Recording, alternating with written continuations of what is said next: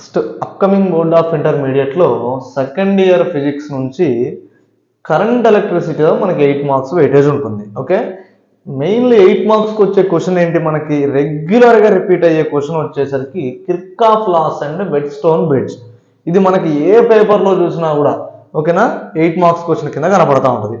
So ఇది ఒక్కసారి చూద్దాం, మనం ఈజీగా ఈ క్వశ్చన్ని మనం కంప్లీట్ చేద్దాం. ఓకే, సో కిర్చాఫ్ లాస్ ఏంటి, 2 లాస్ ఉంటాయి, జంక్షన్ లా ఒకటి, లూప్ లా ఒకటి. ఓకేనా, సో ఫస్ట్ లా ఏంటిది, జంక్షన్ లా అనమాట. జంక్షన్ అంటే ఏంటి, ఒక సెంటర్ లాంటిది అనమాట. ఒక సెంటర్కి ఇప్పుడు చూడండి, ఒక వర్క్కి మనం ఒక సెంటర్కి వెళ్తాం. సో నెంబర్ ఆఫ్ పీపుల్స్ మనకు అక్కడ కనపడతారు అనమాట. సో అంటే ఆ సెంటర్కి వచ్చే వాళ్ళందరూ ఏంటి, ఒక పర్పస్తో వస్తారు, అంటే ఒక వర్క్ కోసం వస్తారు. సో కొంతమంది ఒక 10 మంది వచ్చారనుకుందాం, ఒక ముగ్గురు ఒక వర్క్కి, ఒక ఇద్దరు ఒక వర్క్కి, ఇంకో అట్లా వర్క్ని బట్టి డిస్ట్రిబ్యూట్ అయిపోతూ ఉంటారు అనమాట. సో అంటే కామన్ పాయింట్ ఏంటి, వాళ్ళందరూ మీట్ అయ్యేది జంక్షన్. ఓకే, సో అట్లనే ఇది ఒక జంక్షన్ పాయింట్ కనుక అనుకున్నట్లయితే ఇక్కడికి వచ్చే కరెంట్స్ ఏంటి, I1 అనే కరెంట్ వస్తుంది, I2 అనే కరెంట్ వస్తుంది.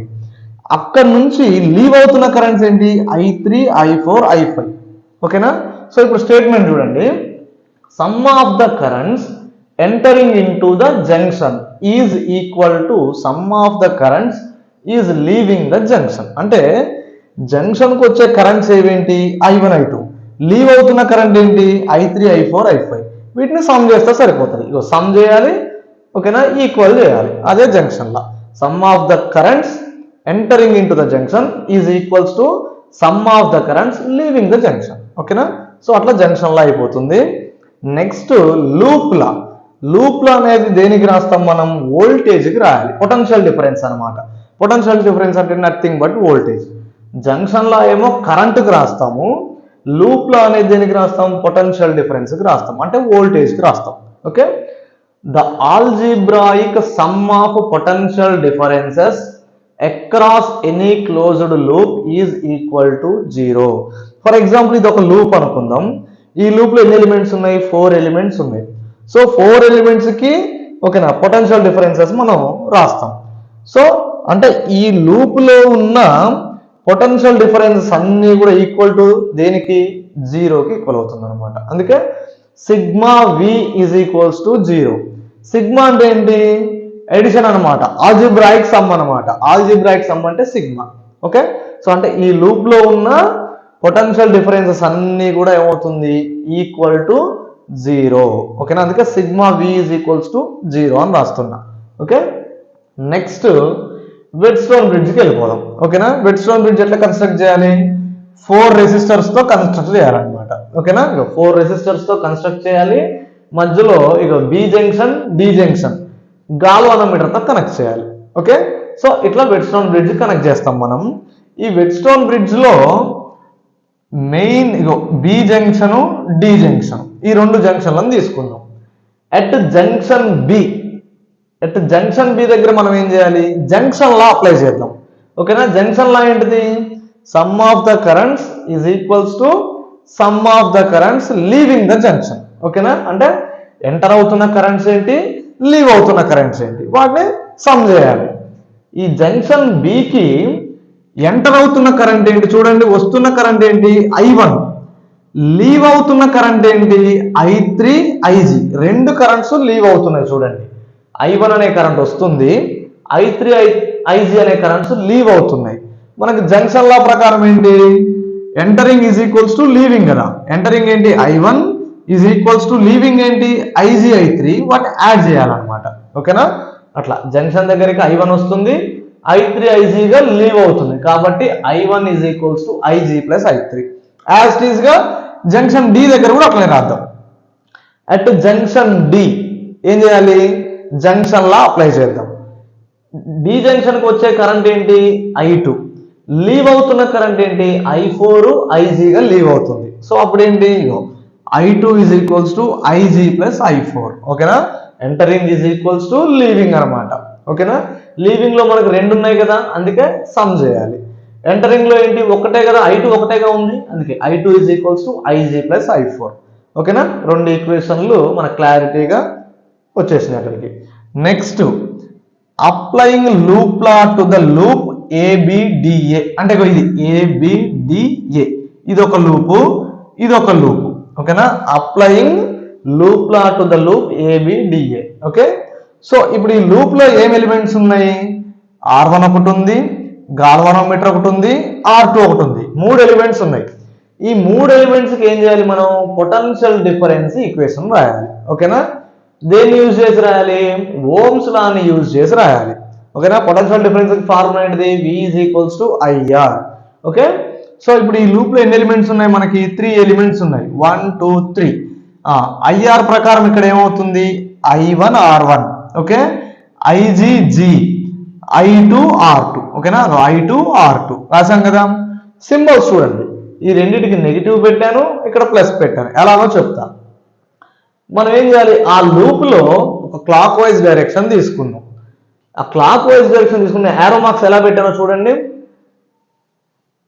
ఎలిమెంట్ దగ్గర ఉన్న arrow mark clock wise direction లో ఉన్న యారో మార్కు కనుక రెండు సేమ్ గా ఉన్నట్టయితే సేమ్ డైరెక్షన్ లో ఉన్నట్లయితే మైనస్ పెట్టుకోండి ఓకేనా I1 R1 కి ఏం చేయాలి మైనస్ పెట్టాలి ఇక్కడ కూడా చూడండి IGG ఇలా వస్తుంది క్లాక్ వైజ్ రెండు సేమ్ డైరెక్షన్ లో ఉన్నాయి కదా రెండు సేమ్ ఉంటే మళ్ళీ దానికి కూడా మైనస్ I2 R2 చూడండి ఆపోజిట్ లో ఉన్నాయి రెండు డైరెక్షన్లు I2 R2 దగ్గర సో అప్పుడు దానికి ఏం చేయాలి ప్లస్ పెట్టుకోవాలి ఓకేనా సేమ్ డైరెక్షన్ ఉంటే మైనస్ ఆపోజిట్ డైరెక్షన్ లో ఉంటే ప్లస్ ఓకేనా వెరీ గుడ్ ఈక్వల్ టు ఏం చేయాలి మనం ఈక్వల్ టు 0 కదా అందుకే ఈక్వల్ టు 0 ఓకే అది equation number 3 next applying loop law to the loop BCDB అంటే ఇది ఒక లూప్ ఓకేనా ఇది ఒక లూప్ అయిపోయింది ఇప్పుడు ఇది ఒక లూప్ ఈ లూప్ లో అప్లై చేద్దాం చూడండి ఇక్కడ ఏమేమి ఉన్నాయి R3 ఒకటి ఉంది R4 ఒకటి ఉంది మళ్ళీ గాల్వానోమీటర్ కూడా వస్తుంది అనమాట ఈ లూప్ లోకి సో మళ్ళీ సేమ్ 3 ఎలిమెంట్స్ ఉన్నాయి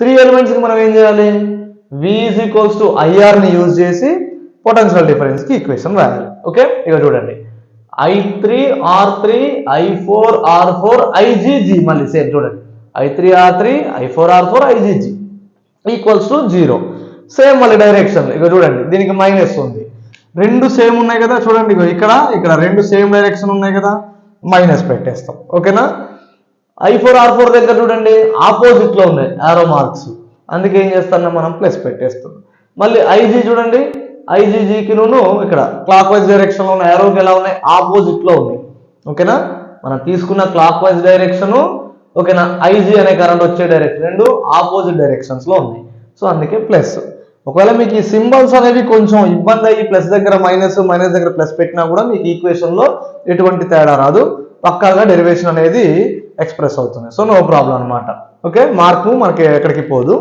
ఓకే నెక్స్ట్ సో 4 ఈక్వేషన్లు వచ్చాయి కదా 1 2 3 4 ఈక్వేషన్స్ వచ్చాయి రెండేమో జంక్షన్ లా రెండేమో లూప్ లా ఓకే నెక్స్ట్ ఇప్పుడు ఏం చేద్దాం when the bridge is balanced ఓకేనా బ్రిడ్జ్ ఎప్పుడు బ్యాలెన్స్ అవుతుంది ఇప్పుడు ఇక్కడ నుంచి IG అనే కరెంట్ ఇటు కిందికి వస్తుంది సేమ్ జంక్షన్ D నుంచి కూడా ఇట్లా కరెంట్ వస్తుంది గాల్వానోమీటర్ కి గాల్వానోమీటరు ఏ వైపు నుంచి కరెంట్ వస్తుందో అటువైపు సెన్సేషన్ ఇండికేషన్ చూపిస్తుంది ఇక్కడ రెండు డైరెక్షన్స్ లో నుంచి కరెంట్ వచ్చినప్పుడు గాల్వానోమీటర్ ఏం చేస్తుంది కరెంటును తీసుకోదు ఓకేనా సో అప్పుడు నల్ డిఫ్లెక్షన్ చూపిస్తుంది అంటే 0 చూపిస్తుంది రీడింగ్ మనకి సో అంటే గాల్వానోమీటర్ తీసుకునే కరెంట్ ఎంత అప్పుడు 0 IG = 0 ఈ IG = 0 ని మనం ఏం చేద్దాము ఈ 4 ఈక్వేషన్స్ లో సబ్స్టిట్యూట్ చేద్దాం ఓకేనా IG = 0 ఎలా వచ్చిందో అర్థమైంది కదా గాల్వానోమీటర్ కి ఇటు నుంచి కరెంట్ వస్తుంది ఇటు నుంచి కరెంట్ వస్తుంది రెండు పక్కల నుంచి గాల్వానోమీటర్ కరెంట్ వచ్చినప్పుడు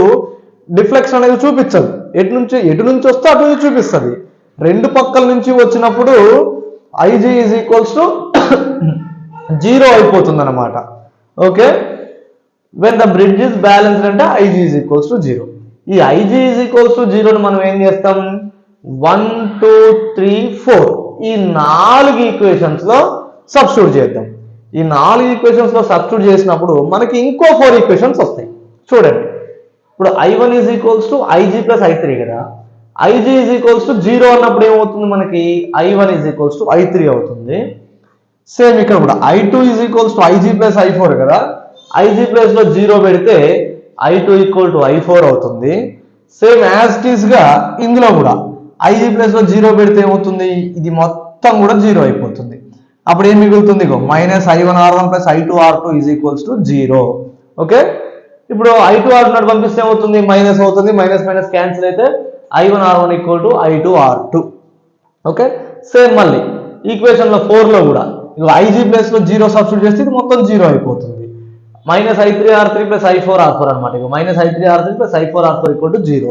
I4R4 అడిపోతే ఏమవుతుంది, మైనస్ అవుతుంది, మైనస్ మైనస్ క్యాన్సిల్ అయిపోతే I3R3 is equals to I4R4 ఉంటుంది. So IG is equals to 0ని 4 ఈక్వేషన్స్ లో సబ్స్టిట్యూట్ చేస్తే అగైన్ 4 ఈక్వేషన్స్ వచ్చినాయి మనకి. ఓకే, ఇప్పుడు ఏం చేద్దాం, ఈక్వేషన్ 5, 6ని 7లో సబ్స్టిట్యూట్ చేద్దాం.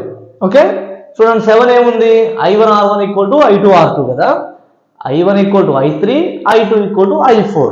అవి 7లో సబ్స్టిట్యూట్ చేద్దాం. అంటే I1 ఉన్న ప్లేస్లో ఏమొస్తుంది, I3 వస్తుంది, I2 ఉన్న ప్లేస్లో ఏమొస్తుంది, I4 వస్తుంది. సో అప్పుడు చూడండి I3R1 ఈక్వల్ టు I4R2. ఇప్పుడు మనకు ఇంకో కొత్త ఈక్వేషన్ వచ్చింది, అదేంటిది, ఈక్వేషన్ నెంబర్ 9. ఓకే, ఇక్కడ చూడండి ఈక్వేషన్ 9/8 అని రాశారు. ఈక్వేషన్ 9 ఏముంది, I3R1 ఈక్వల్ టు I4R2 కదా, by I3R3 is equals to I4R4. ఇక చూడండి I3R1 I4R2 by I3R3 I4R4. అంటే ఈక్వేషన్ 9/8 రాశా అంతే. I3 cancel, I4 cancel, R1/R3 is equals to R2/R4. ఓకేనా. సో అట్లా ఈజీగా మనం క్వశ్చన్ని 8 మార్క్స్ వచ్చేలాగా ప్లాన్ చేసుకోవచ్చు. ఓకేనా, 2 లాస్ పర్ఫెక్ట్గా రాయాలి. ఈ 4 ఈక్వేషన్స్ రాస్తే క్వశ్చన్ అయిపోయినట్టే, మనకి 90% క్వశ్చన్ అయిపోయినట్టే. ఈ 4 ఈక్వేషన్స్ని రాసి IG ఈక్వల్ టు 0 సబ్స్టిట్యూట్ చేస్తే ఇంకొక 4 వస్తుంది. ఓకేనా, సో ఈజీగా డెరైవ్ చేయొచ్చు. ఓకే, ఏమైనా డౌట్స్ ఉంటే కామెంట్లో పెట్టండి. ఓకేనా, మన ఛానల్ని సబ్స్క్రైబ్ చేయండి, బెల్ నోటిఫికేషన్ని క్లిక్ చేయండి. అప్కమింగ్ ఇంటర్మీడియట్కి కావాల్సిన క్వశ్చన్స్ అన్నిటినీ కూడా అప్లోడ్ చేసి పెడతాను. ఓకేనా, థ్యాంక్ యూ.